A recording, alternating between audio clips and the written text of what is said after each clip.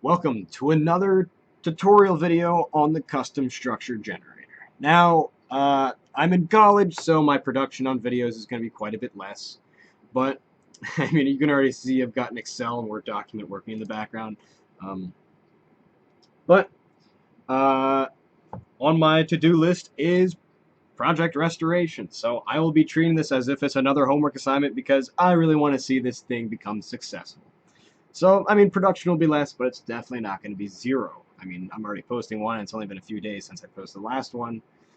So, to start off, I believe last time we were doing the check, and I think I forgot to mention, I used the check up here, so, I would put negative 32 here, and I'm not sure if I mentioned that you can actually use it in the full check. So, if we were to replace this with, the 4 sets of zeros, and we'll just make the first layer of the full check, I can put negative 32 here, and it will also use um, the check down here, the same exact thing. It would pick that up as negative 32, doubling this and setting it up a little bit differently, negative 33, yada, yada, yada.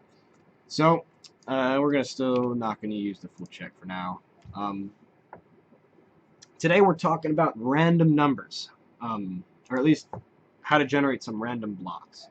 Now, I'm going to give you two scenarios. One of them is um, let's say you have a bush that you want to generate the stem, or maybe you have a smaller tree and you want to generate the trunk as a birch instead of a log. This is not what we're going to use that for.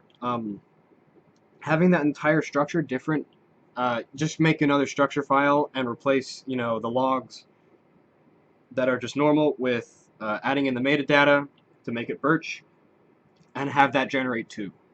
That's how you would do, a very different um, or like a complete replacement of some form of a block. What this random number is for a little bit of variance within the structure that's like closer to how a dungeon works in Minecraft, where the floor of the dungeon is a mixture of mossy cobblestone and normal cobblestone. There's no consistency of it. It's not like it's a different type of structure each time. It's the same thing. It's just random. That's what we'll be doing today. So you can put it before or after the check, but I recommend, just for nice formatting, to add the random after the check, because just to keep it in your mind that the check happens first, the random comes next. Now this is another case where we'll be making a new sort of block that the generator will pick up and use. So here's how to format the random. The first number is the ID. So let's say we want to just do sort of what the dungeon does in vanilla Minecraft and just give it a 50-50 between cobble and mossy cobblestone. So cobble is 4, and we would put the weight as 1. And I believe I have not introduced the concept of weight yet. So what ends up happening is, let me put in the other guy, I believe 34 is mossy cobblestone, and we'll also put in 1. So what this basically means is it's a 1-to-1 chance of one of these being picked. And that's a really weird way to word that. So imagine this. We have a mysterious bag that you pull out blocks from. We put in 1 cobble and then 1 mossy cobblestone.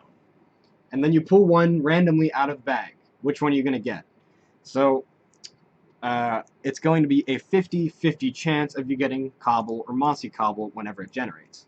So if we put, 4 in here, that means it's only going to be a 20% chance that it's normal cobblestone and an 80% chance of it being the mossy. Because there's 4 of them in that bag and only 1 cobble, and if you're picking one out at random, the cobble is not going to appear very much. I mean, there is a limit to this. It's going to be around 3,000 that you can put as 1.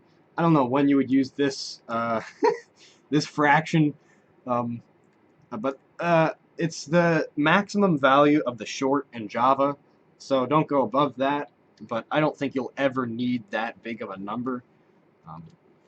So we'll just do 1, 1. But of course, this doesn't apply to our bush. So how would this apply to our bush? Let's say we want our bush to be a little bit different each time it generates, and we don't want to look like, that really, really square looking bush. We want to have the edges sometimes not there. But we don't want to totally chop off all the edges because that's going to make the bush look kind of thin. So let's give it, I don't know, we'll give it a 50-50 chance at first of being air, and then the other 50-50 chance of being leaves. And we'll make all of the edges that.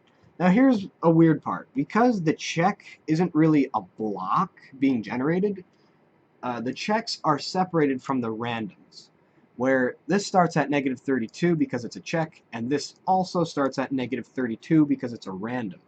Because you don't use randoms in checking. You only use randoms in generating blocks, so it's kind of in its own little field. So when we do the randoms, just ignore any checks and just look at the random and say, okay, first random is this value is -32, so let's put it on all of the edges of our bush. Alright, so you can see in the cube shape, I just put it on every corner of the cube being generated, of the leaves in a sense. So let's see how that looks after. We'll just delete the world as usual and regenerate it and join with beta 1.7.3. And why has this popped up now? I'm a little concerned, but allow access. I did not save the file. Always save your files or else you think you're stupid. Also, one thing to know is if we have multiple randoms, again, this next one would be considered -32, this next one would be considered -33. So this would be, you know, going from -32 to -34. And then our checks, again, are totally separate from those numbers. So this would be -32 check, -33 check, and then this is -32 random, -33 random, -34 random. Alright, I found the reason why it was not generating. Now, I do have a little bit of error checking. Not very flushed out yet, but there is a little bit, and we can see in here that we're getting an error that it couldn't read an object in the main array, which was just reading the structure means reading the main portion of the structure. It's because there's a non-integer object or the array of numbers is the wrong size. And if we look at here, we can see I put the minus behind the 18. Actually, it's also in front of the 32. There's no space here. That is why I was not generating. So sometimes this will catch it and tell you at least some idea of what was going wrong. And woohoo, let's try this again. Oh, wait, I have a multiplication sign here. Try again.